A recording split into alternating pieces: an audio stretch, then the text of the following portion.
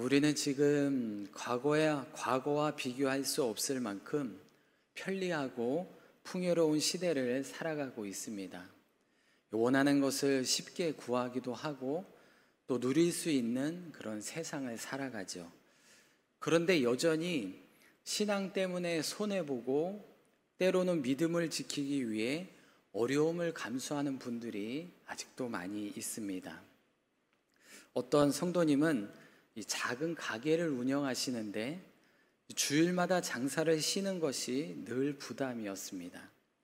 경쟁 가게들은 주일에도 문을 열고 또 손님을 받는데 본인만 문을 닫으니 매출이 줄어드는 게 눈에 확실하게 보였습니다. 그런데 그분은 이렇게 고백을 했습니다. 하루 매출은 줄어도 주일 예배를 지키는 것이 제 인생의 복을 지키는 길입니다. 처음에는 주변에서 미련하다 말했지만 세월이 흐르면서 그 가게가 신뢰를 얻고 무엇보다 주님이 채워주시는 은혜를 경험하게 되었습니다. 겉으로는 손해보는 것 같아도 끝까지 믿음을 지키는 것이 결국 참된 복이라는 것을 말해주고 있는 것입니다. 바로 이것이 오늘 본문에서 말하는 죽도록 충성하라 라는 믿음을 말하는 것입니다. 세상은 우리에게 타협을 요구하지만 하나님은 끝까지 충성을 붙드는 자를 기억하시고 영원한 생명의 면류관을 약속해 주십니다. 그런데 이 믿음은 단지 개인 성도 한 사람만의 이야기는 아닙니다. 초대교회 시대에는 교회 공동체 전체가 이런 믿음을 요구받았습니다. 그 중에서도 가장 극적으로 이를 보여준 교회가 바로 오늘 본문에 나오는 서마나 교회입니다. 서마나라는 도시는 아주 번영한 도시였습니다. 동시에 황제 숭배의 중심지이기도 했습니다. 그래서 예수님만이 주님이십니다라고 고백하는 성도들은 혹독한 박해를 당해야 할 수밖에 없었죠. 그러나 그들은 끝까지 주님께 충성했고 주님은 그들의 믿음을 책망하지 않으시고 오히려 칭찬과 위로의 말씀을 주고 계십니다. 그래서 오늘 우리는 이 요한계시록 2장 8절에서 11절 말씀을 통해 서마나 교회가 보여준 이 믿음의 모습을 살펴보며 오늘 우리의 모습은 또 우리의 교회는 어떠한 모습으로 서야 하는지에 대해 함께 말씀을 나누고자 합니다. 먼저 참된 부요함을 누리는 그런 교회가 되어야 한다는 것입니다. 참된 부요함을 누리는 삶이 되어야 한다는 것이죠. 예수님께서는 서마나 교회를 향해 오늘 9절에서 이렇게 말씀하십니다. 내가 내 환난과 궁핍을 알거니와 실상은 내가 부요한 자니라. 위에서 말씀드린 대로 이 서마나 교회는 실제로 매우 힘든 상황에 빠져 있었습니다. 황제 숭배를 거부한 신앙 때문에 로마 제국의 박해 대상이 되었고 유대인들의 모함과 비방까지 더해져 교회는 극심한 환난과 궁핍 속에 살아가야만 했습니다. 그럼 당시 황제 숭배와 이 유대인들의 박해가 서마나 성도들에게 왜 그렇게 큰 문제였는지 조금만 더 깊이 알아보도록 하겠습니다. 먼저 이 로마 황제 숭배와 그로 인한 박해인데요. 서마나 교회는 로마 제국이 가지고 있던 도시 중에 제일로 충성도가 높았던 그런 도시입니다.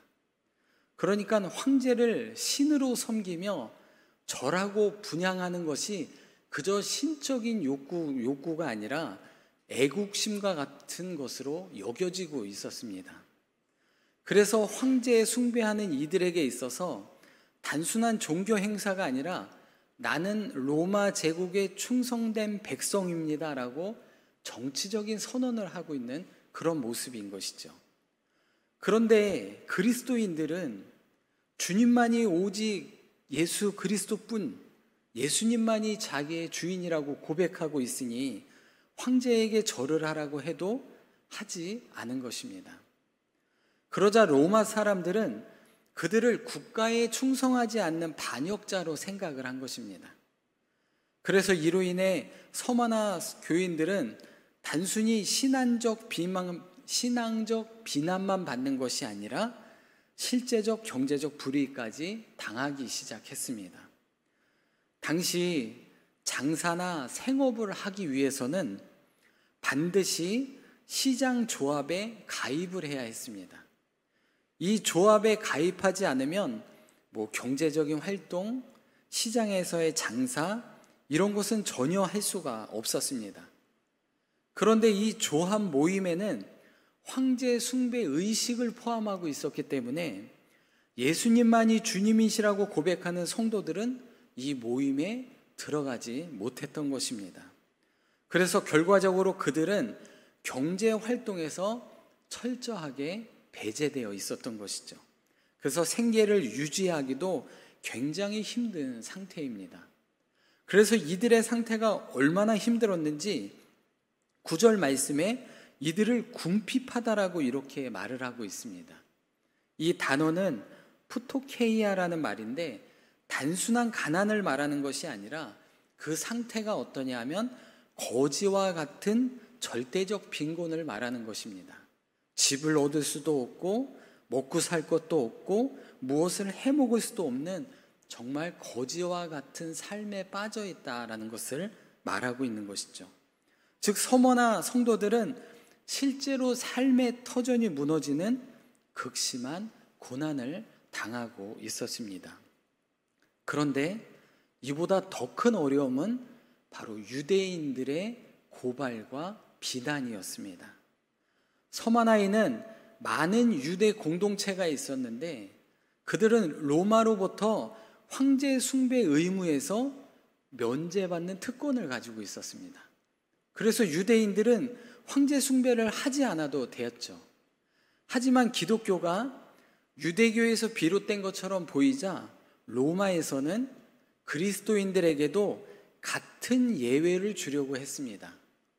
그러자 유대인들은 적극적으로 로마 당국에 그리스도인들은 유대교가 아니라 새로운 이단이라 이렇게 고발하고 그들이 모이고 이 황제 숭배를 하지 않는 것에 대해서 고발하기 시작했던 것입니다.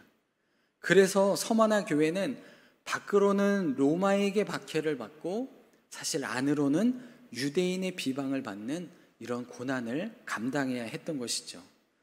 세상적으로 서마나 교회는 철저히 무너진 공동체였습니다. 그러나 예수님의 평가는 세상이 보는 평가와 완전히 다릅니다. 이렇게 그들을 말씀하시죠. 실상은 내가 부요한 자다. 여기서 말하는 부요는 물질적 풍요가 아닙니다. 그들은 하나님의 자녀로서 하늘나라의 유업을 소유했고 믿음을 지킨 충성이 하늘의 상급으로 쌓여 있다는 것입니다. 이것이 바로 신앙의 역설입니다. 세상에서는 부유해 보여도 하나님 앞에서는 가난한 사람일 수 있습니다. 세상에서는 가난하고 약해 보여도 주님 앞에서는 가장 부유한 사람이 될 수 있는 것이죠. 예수님께서 말씀하신 대로 처음 된 자가 나중되고 나중된 자가 처음 될 바로 그 말씀인 것입니다. 사랑하는 성도 여러분, 우리 눈에 보이는 부요에 흔들릴 때가 참 많이 있습니다. 조금만 타협하면 더 편하게 살 수도 있고 조금만 물러서면 더 풍성하게 살 수 있는 세상의 속삭임에 우리는 늘 빠져 살아갑니다. 그러나 참된 부요는 세상에 있지 않고 하늘에 있다는 것입니다. 북한 지하교회 성도들, 이슬람권과 힌두교권의 성도들은 재산이 뺏기고 감옥에 갇혀도 또는 생명을 빼앗길 때도 있지만 그들은 믿음을 지킵니다. 왜 그럴까요? 눈에 보는 재물이 다가 아니라 바로 하늘의 유업을 바라보기 때문에 그렇습니다. 우리도 마찬가지 아니겠습니까? 환난과 손해 속에서도 위축되지 마시고 주님이 말씀하시는 참된 부요를 붙드시는 삶이 되시기를 바랍니다. 바로 그것이 우리의 신앙이고 우리의 삶이 되어야 합니다. 그리고 참된 부요를 붙드는 성도는, 교회는 고난 앞에서 흔들리지 않아야 합니다. 그러나 이 말은 참 어려운 말이죠. 세상에 누가 그 고난 앞에 흔들리지 않을 사람이 누가 있겠습니까?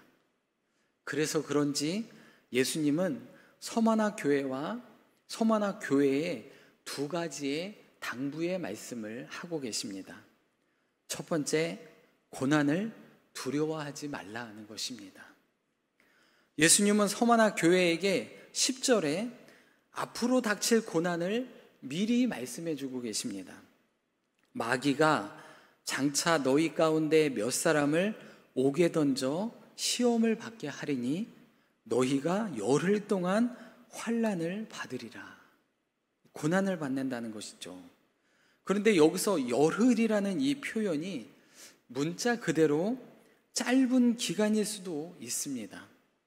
그런데 이것을 또 다르게 해석하는 또 사람들이 있습니다. 뭐라고 해석하냐 하면 로마 황제들 시대에 이어진 이 박해를 상징하기도 한다라고 하는 것이죠. 기간일 수도 있고 앞으로에 있을 이런 고난들이 10번이나 있을 것이다, 이렇게 해석하기도 한다는 것입니다.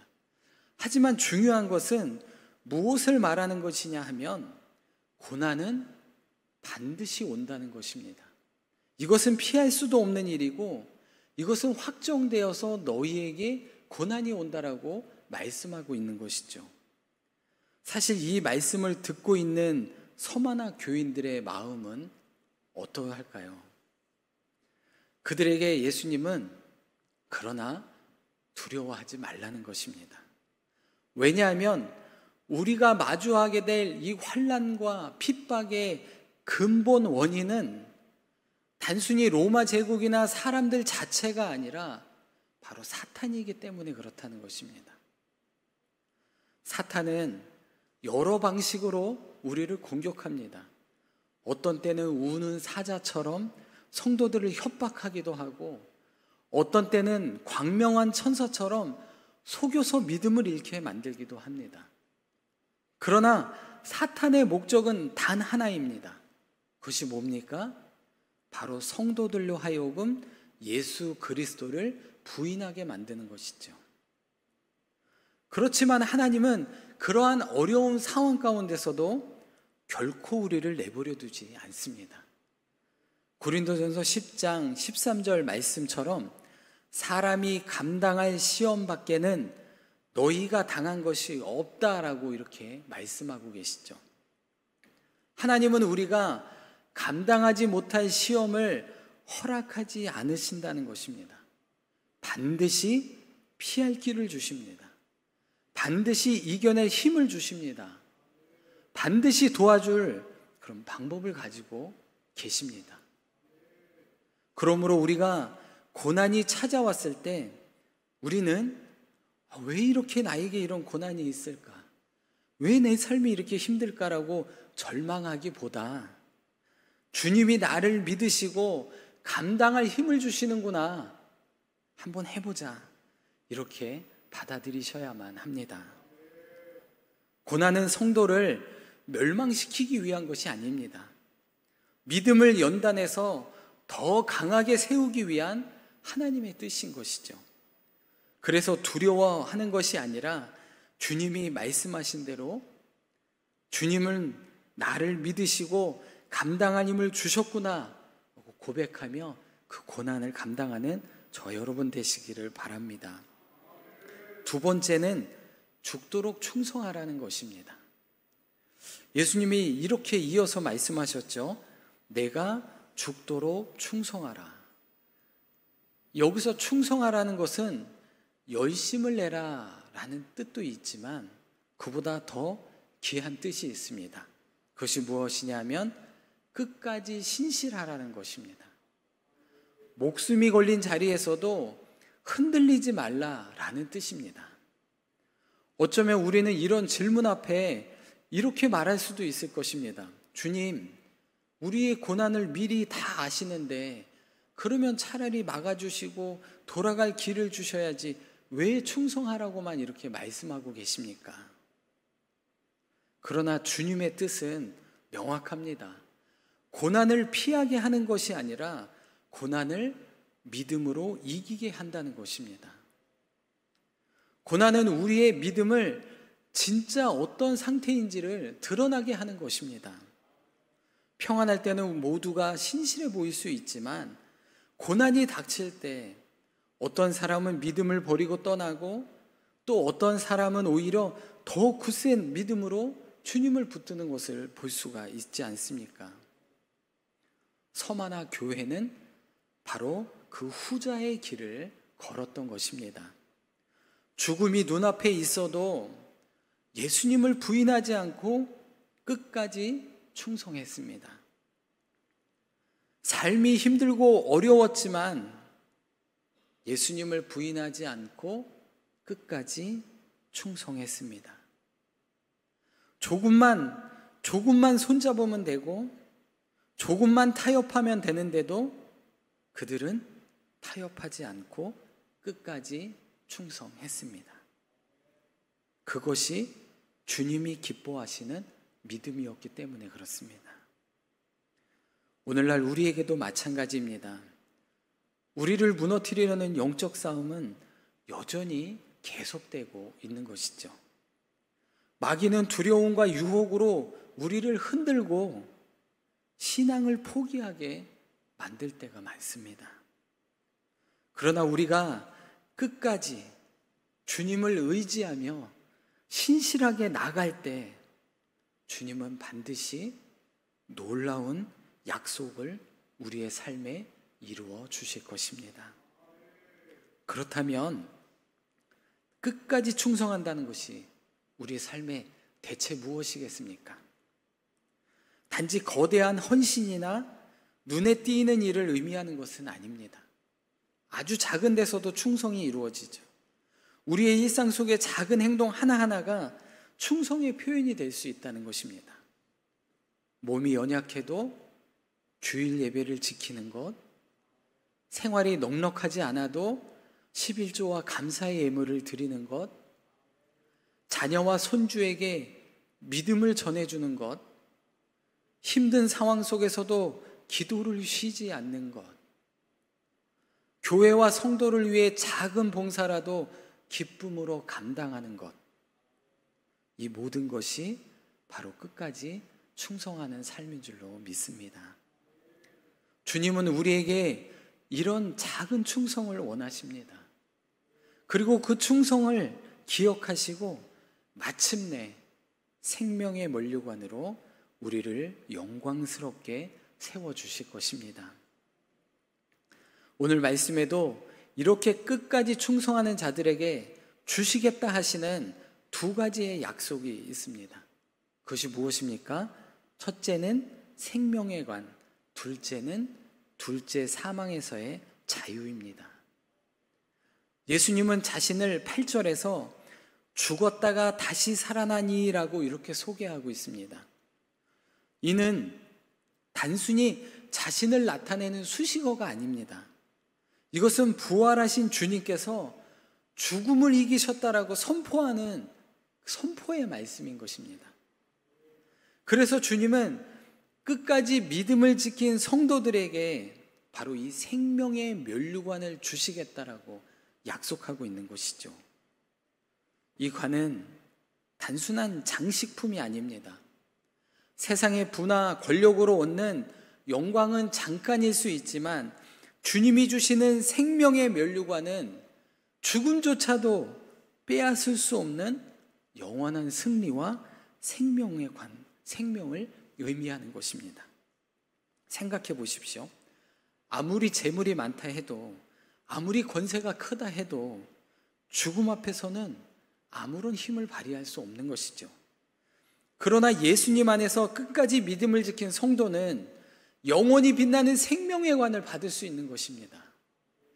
이것이 우리가 가장 붙들어야 할 가장 큰 상급입니다. 세상의 물질, 그렇지 않습니다. 우리가 정말 붙들어야 할 상급, 바로 이 생명의 면류관인 줄로 믿습니다. 두 번째 약속하신 것은 둘째 사망에서의 자유입니다.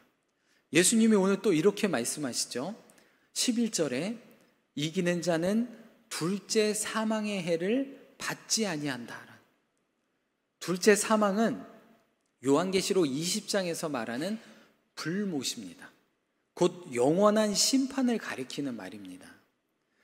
육체의 죽음은 누구에게나 오지만 예수 안에서 죽은 자는, 예수 안에서 살아있는 자는 영원한 사망에서 벗어나 하나님 나라에서 영생을 누리게 된다는 말씀이시죠. 이것 또한 얼마나 큰 복입니까? 잠시 당하는 고난은 지나가는 것이지만 주님이 주시는 이 약속은 영원히 변하지 않는 것입니다. 그러므로 이것은 선택하는 것이 아닙니다.